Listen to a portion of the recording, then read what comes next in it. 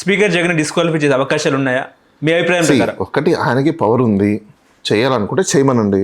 పులివెందుల ఉప ఎన్నిక వచ్చే అవకాశం ఉంది అన్నట్టు కూడా మాట్లాడుతున్నారు. డిస్క్వాలిఫై చేస్తే ఉప ఎన్నికలు కంపల్సరీ రావాల్సిందే. ఎందుకంటే రూల్ పొజిషన్ ప్రకారం 6 months లోపల పెట్టాలి, అది లా.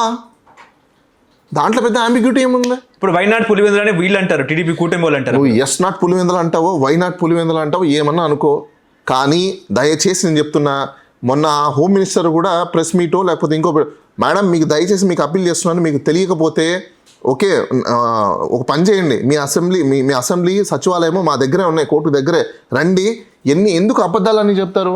దాని మీద టైం మొత్తం వేస్ట్. 4 రోజులు 5 రోజుల నుంచి పబ్లిక్ మీడియాలో మొత్తం ఇదే అవసరమా అండి? ఎన్ని కాలేజీలు డెవలప్ అయ్యాయి ప్రజలకు తెలియదా? అక్కడ లేవా ఇన్ఫ్రాస్ట్రక్చర్స్? మీరు డెవలప్ చేసి ఇవి డెవలప్ చేసామని చెప్పండి. అసలు ప్రైవేటీకరణ చేస్తున్నాము, ఇంకోటి చేస్తున్నాం, గవర్నమెంట్ ఇన్వెస్ట్మెంట్ చేసి నాకు ఇవ్వండి, పోనీ ఓ పని చేస్తాను నేను. ఏం మీకు నచ్చిన వాళ్ళకి ఇచ్చుకుంటారా? మాకు నడపడం వచ్చు, ఒక కాలేజ్ ఇవ్వండి మాకు, మేము నడుపుతాం. ఇన్వెస్ట్మెంట్ గవర్నమెంట్ కదా పెడుతుంది, పబ్లిక్ డబ్బులే కదా, మాకు ఏంటి అదేదో.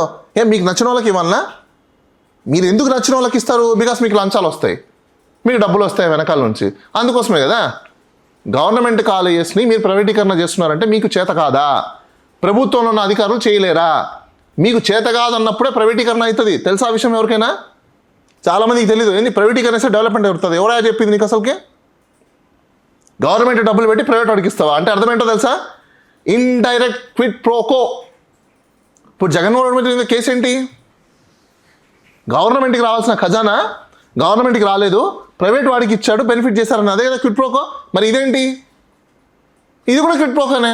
లేదు, సంపద సృష్టించడం అంట. సంపద సృష్టించడం. స్వామి దండం స్వామి, మీరు అడిగే క్వశ్చన్లకి, మీరు తీసుకొచ్చే ఆ కంటెంట్లకి ఎవరు మీకు ఇస్తారో ఏమో నాకు అర్థం కావట్లేదు. కానీ ఇప్పుడు నువ్వు ఉన్నావు, నేనున్నా, ఎక్స్ అనే పర్సన్ నా జోబులోంచి డబ్బులు తీసుకుంటాడు, నీ జోబులోంచి డబ్బులు తీసుకుంటాడు. నీ జోబులోంచి తెలియక డబ్బులు తీసుకున్నా తప్పే, నా జోబులోంచి డబ్బులు తీసుకున్నా తప్పే, అవునా? మరి అది క్విడ్ ప్రోకోనే, ఇది కూడా క్విడ్ ప్రోకోనే. ఇప్పుడు ఆడ ఏం చేశారు? వాళ్ళు కూడా బిజినెస్ వాళ్ళు ఇన్వెస్ట్మెంట్ అని చూపించారు, అది క్విడ్ ప్రోకో అన్నారు. మరి నువ్వు ఇక్కడ కూడా చేసేది అదే కదా. నువ్వు ప్రైవేటీకరణ చేస్తున్నావు అంటే ఎందుకు చేస్తున్నావు? ఐఏఎస్ లేరా నీ దగ్గర?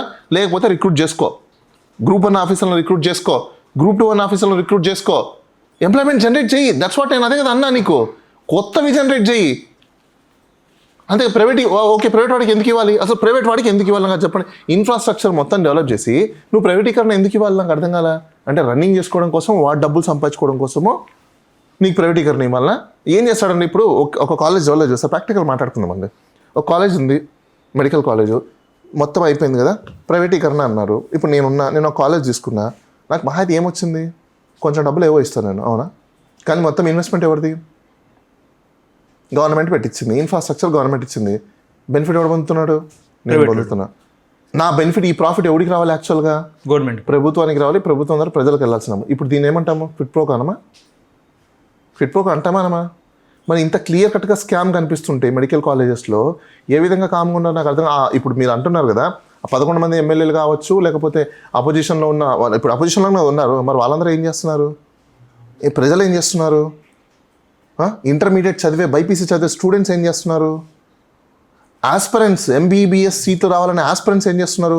బికాస్ నేను కూడా ఒకప్పుడు ఆస్పిరెంటే, నేను ఎంబైపీసీ చదివా, అటు బీటెక్ చేయొచ్చు, ఎంబీబీఎస్ చేయొచ్చు. కానీ అన్ఫార్చునేట్గా మా దరిద్రానికి మంచి లీడర్లు లేక అప్పట్లో కాలేజీలు లేవు. ఫ్రీ సీట్లు మాకు రావాలంటే అన్ని కాలేజీలు లేవు. మీ వల్లనే కదా. ఇదే చంద్రబాబు నాయుడు అప్పుడు ఉన్నాడుగా సీఎంగా, నేను చదువుకున్నప్పుడు. ఏం చేసినావు నువ్వు అప్పుడు? గుర్రాలకి ఏమన్నా పళ్ళు తొమ్మిది కూర్చున్నావా? ఎందుకు పెట్టలా? నువ్వు విజనరీ అన్నప్పుడు అదే 30 ఏళ్ళ విజనరీ ఎందుకు చేయలేదు ఆ రోజు? నువ్వు ఆ రోజు చేసిందంటే, కాలేజీలో ఉండేటంటే, నాకు నా స్టేట్లో నేను చదువుకొని ఉండేవాడిని, వచ్చిండేవాడిని. బికాస్ ఓసీ కాబట్టి మాకు రాదు. అయితే మిగతా కేటగిరీస్ ఈజీగా వస్తుంది. నేను ఎక్కడ దేశాలు పట్టుకొని తిరిగి నేను చదువుకోవాల్సిన పరిస్థితి నాకు వచ్చింది. ₹1 స్కాలర్షిప్ లేదు. మళ్ళీ ఓపెన్ కేటగిరీలో చదువుకున్నాం మేము. మీరు ఇదే ముందు చేసినుంటే, విద్యకి వైద్యానికి మీరు ప్రాపర్గా ఖర్చు పెట్టినుంటే, ఇన్ఫ్రాస్ట్రక్చర్ అప్పుడే బిల్డ్ అయింది కదా. ఆ రోజు ఎందుకు చేయలేదు మీరు? ఎందుకు చేయలేదండి ఆ రోజు మీరు? విజనరీ అయినప్పుడు మీరు ఆ రోజు కదా చేయాలి. హ్యూమన్ క్యాపిటల్ డెవలప్మెంట్ చేయకుండా, హ్యూమన్ క్యాపిటల్ని మీరు ప్రాపర్గా రీసోర్స్ని యూజ్ చేసుకోకుండా ఏదైనా స్టేట్ కానీ కంట్రీ కానీ డెవలప్ అయిద్దా? ఎవరండి మీ పక్కన ఉండి ఎకనామిక్స్ మీకు చెప్పేది? And but current first of all basic economics తెలుసు లేదండి నేను చెప్తా వాడికి. బాబు గారు ఎకనామిక్స్ చేశారు కదండి. తిరుపతిలో ఎస్వి యూనివర్సిటీ ఆపోజిట్లో పద్మావతి యూనివర్సిటీ వెళ్ళే రూట్ ఉంది కదా, అక్కడ ఫుట్పాత్ ఉంటుంది. దాని పక్కన గల్లీలో రైల్వే ట్రాక్ కంటే ముందు కొంచెము ఒక పెద్ద, అంటే ఇప్పుడు కదా లాంగ్ బ్యాక్, ఓ 10 years బ్యాక్ అనుకుంటాను, ఒక మిడిల్ ఏజ్ ఆవిడ దోశలు వేస్తుంటుంది. ఆమె కూడా ఎకనామిక్స్ చేస్తుంది. ఎంత బ్యూటిఫుల్గా చేస్తుంది తెలుసా ఆమె. ఈరోజు 2000 రూపాయలు వచ్చాయి, పిండికి ఎంత, నూనెకి ఎంత, ఈరోజు ఖర్చులు ఎంత తీయాలి, మున్సిపాలిటీ వాళ్ళు వస్తే వాళ్ళకి ఎంత ఇవ్వాలి, మొత్తం లెక్కేసుకొని నా ప్రాఫిట్ ఎంత. That is called economics. రేపు నెక్స్ట్ మన గల్ల పెట్ట ఎంత నిండాలి, ఎంత ప్రొడక్షన్ చేయాలి, బేసిక్ సెన్స్ అది. ఇంట్లో ఆడవాళ్ళు చేస్తారు, మీరు ఇంత పెద్ద మీద అవ్వాలండి, ఏం చేస్తున్నారో నాకు అర్థం కాదు. నువ్వు న్యాచురల్ రిసోర్సెస్ని పక్కన పెట్టకుండా 10 లక్షల కోట్లు అన్నారు. ఏమైపోయినాయి 10 లక్షల కోట్లు? పోనీ వచ్చి ఒక్కరైనా చిత్తశుద్ధితో తప్పులు చెప్పారని ఒప్పుకుంటారా? ఒప్పుకోరు. సరే, ఒప్పుకోలేరు. ఇప్పుడు మీరు చేసే అప్పులు ఏంటి? మీ టైంలో జరిగిన అప్పులు, ఈ టైంలో జరిగిన అప్పులు అన్నీ కలుపుకుంటే ఎన్నైనాయి? Not more than 4 lakhs crores. అవునా? ఈ మధ్యలోనే మీరు 1 lakh crores అప్పులు చేశారు. ఏం చేశారు అవన్నీ? ప్రొడక్టివ్ ఆఫ్ ఇన్వెస్ట్మెంట్ జరిగిందా? అంటే హ్యూమన్ క్యాపిటల్ మీద మీకు ఇంకో విషయం తెలుసా? ఫ్రీ బస్ అంటున్నారు. నేను నా ఓల్డ్ డిబేట్స్ మీరు చూడండి, ఇప్పుడు కోవిడ్ టైంలో డిబేట్స్ కూడా 2020లో నేను చెప్తాను, ఈరోజు కాదు, 4 ఏళ్ళ కిందటి కూడా. ఆమ్ ఆద్మీ పార్టీ గవర్నమెంట్ ఢిల్లీలో ఫ్రీ బస్ ఇచ్చి, నేను అప్పుడులోనే చెప్పా, ఫ్రీ బస్ ఇచ్చి ఆ బస్సులో ఒక కానిస్టేబుల్ ఉంటారు, మనలాగా నిల్చుకొని పోరు అక్కడ. తెలుసా మీకు? ఢిల్లీలో నాకు ఢిల్లీ మొత్తం ఫ్యామిలీ, నేను ఫుల్ నాకున్న ర్యాప్ కూడా ఢిల్లీ నుంచే. ఎప్పుడో చెప్పాను నేను, 4 ఏళ్ళ కిందటే. ఢిల్లీలో మీకు హ్యాపీగా కూర్చొని ట్రావెల్ చేయొచ్చు. ఉమెన్ ట్రావెల్ చేస్తారు, జెంట్ ట్రావెల్ చేస్తారు, అక్కడ కూడా ఫ్రీ టికెట్ ఇస్తారు లేడీస్కి. అక్కడ ఒక పోలీస్ కానిస్టేబుల్ కూడా ఒక్కొక్క బస్సులో ఉంటారు. లేదు అంటే రండి చూడండి, పోయి అక్కడ కనుక్కోండి, ఒక కానిస్టేబుల్ ఉంటారు. విమెన్ దిగితే నైట్ 11 గంటలకు దిగినా ఆ ఉమెన్ని లాస్ట్ డెస్టినేషన్ వరకు డ్రాప్ చేసి వస్తాడు కానిస్టేబుల్స్. తెలుసా విషయం మీకు?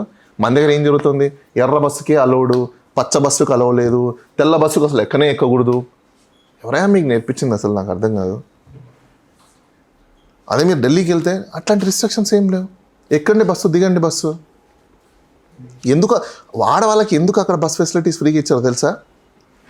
ఆ యొక్క బర్డన్ వాళ్ళ లైఫ్ మీద పడకుండా, ఆ బర్డన్ పడకుండా అంటే ఏమవుతుందో తెలుసా?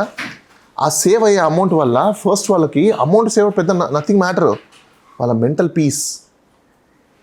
ఆ మెంటల్ పీస్ వల్ల, మెంటల్ పీస్గా ఉంటే మంచి ఆలోచనలు వస్తాయి, కుటుంబాన్ని మంచిగా చూసుకోగలుగుతారు. ఆ మెంటల్ పీస్ లేదనుకో, పిల్లల మీద చిరాకు, హస్బెండ్ మీద చిరాకు, మామయ్యల మీద చిరాకు, అత్తల మీద చిరాకు. ఏమవుతుంది అప్పుడు? అత్త మామలు నెగిటివ్, హస్బెండ్ నెగిటివ్, పిల్లలు కూడా నెగిటివ్. ఏమైపోతుంది? గొడవలు స్టార్ట్ అయితే ఏమవుతుంది? కేసు లగాओ, స్టేషన్కు జాओ, కోర్ట్ మే డైవర్స్ దాలో, distract of the family distract అయితే ఏముంది? ఇంకక్కడ సొసైటీ ఏం బాగుంటుంది? ఈ కామన్ సెన్స్ కూడా లేదు మీకు అసలుకి. ఏం లీడర్స్ మీరందరూ? ఓకే, ఇప్పుడు బాలా గారు ముఖ్యంగా పీపీపీ ప్రైవేట్ విధానంలో ముఖ్యంగా ఇవాళ టెండర్లు పిలిచే అవకాశం ఉంది. ఆ టెండర్లలో మంత్రి నారాయణ గారి టెండర్లే మొదటి స్థానంలో ఉండే అవకాశం ఉన్నట్టు కూడా వార్తలు వస్తున్నాయి. ప్రభుత్వం ఆయనకే టెండర్లు ఇచ్చే అవకాశం ఉన్నట్టు చెప్తున్న పరిస్థితి. మొత్తం కూడా వైద్యో నారాయణ హరి అంటాం కదా, ఇప్పుడు నారాయణ హరి ఆయనకి చెందే అవకాశం ఉందా? ఈ 10 కళాశాలల ప్రైవేటీకరణ అంటే ఏం చెప్తారు? ఇప్పుడు టెండర్లు వాళ్ళు వేస్తారు, దాన్ని ఖచ్చితంగా ఛాలెంజ్ చేస్తారు ఎవరో ఒకరు. ఎందుకంటే గవర్నమెంట్ మీరు ఎందుకు టెండర్లు వేస్తున్నారు? ఇన్కమ్ కోసం, అంతేనా? సపోజ్ అజ్యూమ్ ఏ మూమెంట్, మీరు నడపండి, ఇన్కమ్ వచ్చింది కదా, మీరు ఎందుకు నడపలేకపోతున్నారు? So your failure, you have to accept that. నువ్వు ఫెయిల్ అయిపోయావా? నీకు చేత కావట్లేదు నడపడం, ఈజ్ అ క్వశ్చన్ నౌ. అతను ఇన్వెస్ట్మెంట్ ఏదో ఇస్తాను అంటున్నాడు కదా, నువ్వు ఎందుకు నడపలేకపోతున్నావు? నువ్వు మొత్తం 1000 కోట్ల రూపాయలు ఇన్వెస్ట్మెంట్ పెట్టి అతనికి ఎందుకు ఇస్తున్నావు? వాళ్ళకి ఇచ్చేదానికంటే గవర్నమెంట్లో ఒక ఆఫీసర్ని అపాయింట్ చేయి, ఒక ఐఏఎస్ని అపాయింట్ చేయి, పర్సన్ ఇన్ఛార్జ్ని అపాయింట్ చేయి, డీన్ని అపాయింట్ చేయి, వీసీని అపాయింట్ చేయి, దాని యొక్క ప్రిన్సిపల్స్ని అపాయింట్ చేయి కాలేజెస్కి. వాళ్ళు చూసుకుంటారు కదా. మీకేం పని ఉంది? మీరెందుకు ఇన్వాల్వ్ అవుతున్నారు? కమిషన్ల కోసం కావచ్చు. ఎగ్జాక్ట్లీ కమిషన్ల కోసమే. అంతకుమించి ఏముంది అక్కడ? ఇప్పుడు ప్రైవేటీకరణ ఇస్తావు, అక్కడ మేనేజ్మెంట్ వాడికి నచ్చింది చేస్తాడు, నీ మాట వింటారా? పిల్లలకు వాళ్ళు సపోర్ట్ చేస్తారా? అంటే హోంమంత్రి అనిత గారు ఏం మాట్లాడారంటే ప్రైవేట్ కళాశాలలో విద్య బాగుంటుంది అన్నట్టు ఒక మాట మాట్లాడారు. ఆమెకి ఏమీ తెలియదండి. ఫస్ట్ ఆఫ్ ఆల్ ఆమెకి ఏమీ తెలియదు, బేసిక్సే తెలియదు ఆమెకి. మాట్లాడిన దానికి ప్రతిదానికి మనం మాట్లాడుకుంటుంటే time waste. Okay. Hello, Telugu రాజ్యం ఛానల్ చూస్తున్నారా? సామాజిక, రాజకీయ, జీవన చిత్రణే తెలుగు రాజ్యం. అతిశయోక్తులు, అసత్యాలు ఉండవు. రాజకీయ కోణం కాదు, ప్రజా కోణమే కొలబద్ద. తెలుగు రాజ్యం వీక్షణ మీ ఉత్తమ అభిరుచికి నిదర్శనం.